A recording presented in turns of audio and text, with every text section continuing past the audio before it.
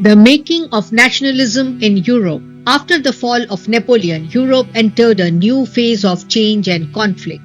While liberal nationalism challenged old monarchies, conservative rulers tried to restore their powers. But the spirit of revolution could not be suppressed. The dream of national unity was carried forward by the young revolutionaries and their secret societies. The topics that will be explored in this video are: Number 1, the aristocracy and the new middle class. Number 2, liberal nationalism. Number 3, role of Zollverein. Number 4, new conservatism after 1815. Number 5, Vienna Congress 1815. And number 6, the revolutionaries. So let us start with our first question, which is, why did nation states as we know them today not exist in mid-18th century Europe? Point number 1, in the mid-18th century, Eastern and Central Europe were a patchwork of kingdoms, duchies and cantons, each ruled by its own autonomous rulers. Within these fragmented territories lived diverse people. Before we proceed to the next point, let us understand the meaning of the word duchy and canton. Duchy was a territory, fief or domain ruled by a duke or duchess in the 18th century. These were often sovereign independent states in Europe. However, some duchies were subordinate districts of a kingdom, and a canton was a small autonomous political unit with its own administration, commonly found in Switzerland in 18th century. Now, these diverse people did not share a collective identity or common culture. They often spoke different languages and belonged to different ethnic groups. So point number 3 is, such differences prevented the growth of political unity. The only factor that bound these diverse groups together was their allegiance to the emperor. The aristocracy and the new middle class. So the question for the topic is, how did the new middle class in Europe contribute to the growth of nationalism? Number 1, in 19th century Europe, society was dominated by a small landed aristocracy, while majority of the population consisted of peasants. With the growth of industrialization in Western and Central Europe, towns developed and a new commercial class emerged, engaged in production for the market. Number 3, industrialization was further responsible for the rise of an educated liberal middle class comprising of industrialists, businessmen and professionals who strongly supported the abolition of aristocratic privileges and promoted the idea of national unity. Thus, the conclusion for the answer is, this educated middle class became the driving force behind the rise of nationalism in Europe, advocating unity, liberty, and equal rights. Liberal nationalism. So the first question for the topic is, explain the concept of liberalism in Europe. Point number 1, the term liberalism is derived from the Latin word liber, meaning free. Thus, for the new middle class, it stood for individual freedom and equality before law. Point number 2, politically, liberalism emphasized on a government by consent or a representative government through parliament and the constitution. Point number 3, the liberals also strongly believed in the protection of private property. They declared that individuals' land and wealth could not be taken away arbitrarily. The next question for the topic is, did the liberal idea of equality before the law in 19th century Europe included universal suffrage? Point number 1. While liberals championed individual freedom and equality before the law, they often restricted the right to vote and to be elected only to property-owning men. Point number 2 is, men without property and all women were excluded from political rights and denied the right to participate in government. Now, the next question related to the topic liberal nationalism is, why was economic liberalism a strong demand of the emerging middle class in the 19th century Europe? Point number 1. Small and fragmented principalities, especially in Germany and Italy, had separate tariff systems, different currencies, and varying weights and measures. This slowed trade and hindered industrial growth. Point number 2, the growth and development of industries required required a large and unrestricted market for finished goods as well as an easy access to raw materials. But this was difficult under the restrictive trade policies of these small states. So point number 3. As economic liberalism stood for freedom of markets, the liberals demanded removal of trade barriers created by fragmented principalities of free market and standardized system to create a cohesive economic zone. Role of Zollverein. So the question is, what was the Zollverein of 1834? How did it help in the growth of nationalism in Germany?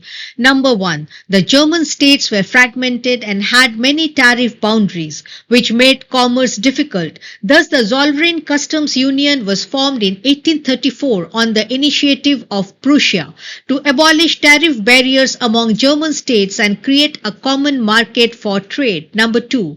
The Union reduced the number of currencies from 32 to 2, adopted standardized weights and measures, and reduced trade restrictions. This created a unified market, encouraged smooth economic exchange, and boosted industrial growth. Number 3. By economically uniting the German states, Zollverein strengthened the feeling of unity and cooperation among the people. The union helped awaken national sentiments by making people realize that a free economic system leads to a strong nation. Point number 4. The Zollverein also promoted the development of a railway network which improved mobility, facilitated trade, and strengthened economic unity among the German states. Point number 5. Thus, harnessing economic interests paved the way for national unification. The Zollverein greatly contributed to the growth of German nationalism and political unification. The next question related to the topic is, what did Friedrich List, the German professor of economics, hope the Zollverein would achieve? Number 1. He believed that Zollverein would economically unite the German states and bind the Germans together as one nation. Number 2. He felt that it would strengthen the nation economically by safeguarding its external interests and encouraging internal productivity, trade, and industrial growth.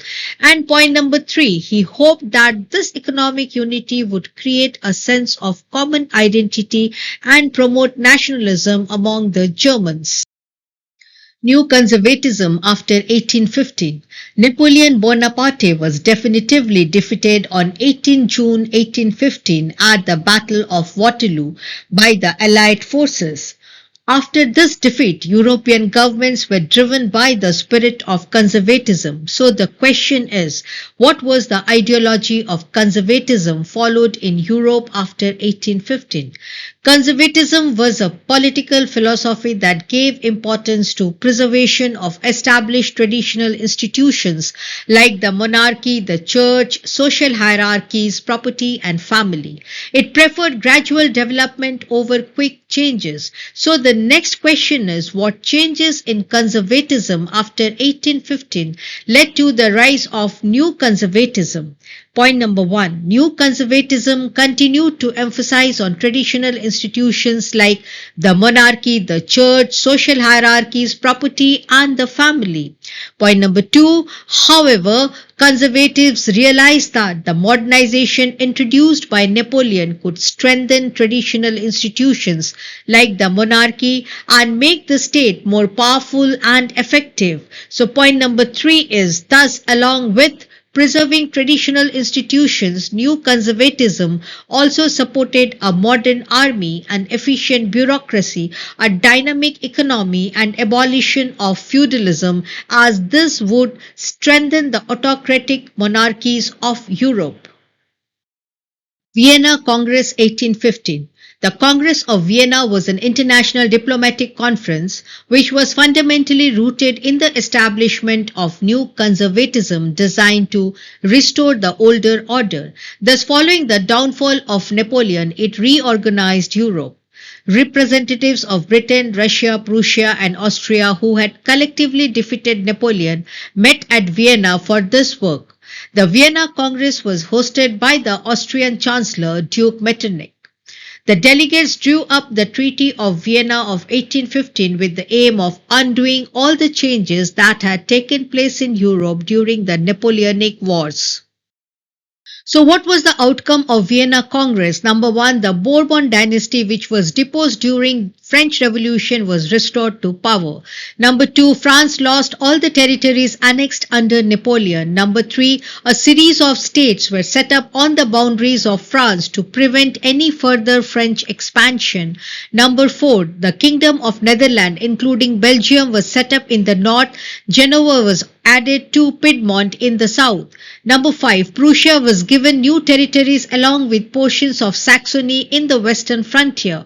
Number 6, Austria was given control of northern Italy. Number 7, the German Confederation of 39 states established by Napoleon was left untouched. And number 8, thus the aim was to restore the monarchies overthrown by Napoleon and create a new conservative order in Europe. The revolutionaries. So the question is, why did revolutionary movement arise in Europe after 1815? What role did Giuseppe Mazzini play in this revolutionary movements? We have come to the end of the lesson. If my method of explanation in the question and answer format has been helpful, please do like, share and subscribe my history channel. So the first point is, after the Congress of Vienna in 1815, autocratic government were re-established and they tried to suppress all activities that questioned their legitimacy. Number 2, they imposed censorship laws on everything that inspired the ideas of liberty, equality and freedom, the ideals of French Revolution. And number 3, the revolutionaries thus rose against this repressive and conservative monarchical regimes. They considered it their mission to spread nationalist ideals and free European nations from autocratic despotism. The role of Giuseppe Mazzini. Number 1, he was an Italian nationalist revolutionary who fought for Italy's independence and political unification. Number 2, he believed that Italy could not remain divided into small kingdoms. It had to be united into one strong nation and republic. Number 3, in 1827, he became a member of the Carbonari, a secret revolutionary organization. Later, he founded 2 underground societies, namely Young Italy and Young Europe, to achieve his aims. Following his example, secret societies were set up in Germany, France, Switzerland and Poland. The next question is, who had said Mazzini was the most dangerous enemy of our social order and why? Austrian Chancellor Duke Metternich had made this statement because Mazzini's vision of democratic republic and his relentless opposition to monarchy frightened the conservatives. In this video, we explored how nationalism began to take shape in Europe with the rise of new middle class, liberal ideas, conservatism and revolutionary thinkers like Giuseppe Mazzini. The next video will throw light on the age of revolutions from 1830 to 48, a period of intense unrest, powerful uprisings and dramatic rise of liberal nationalists determined to overthrow monarchy and establish governments of the people. Thank you for watching and staying with Indrani's History channel, where history awakens mind and ignites change. If you found this lesson helpful, please like, share and subscribe my history channel.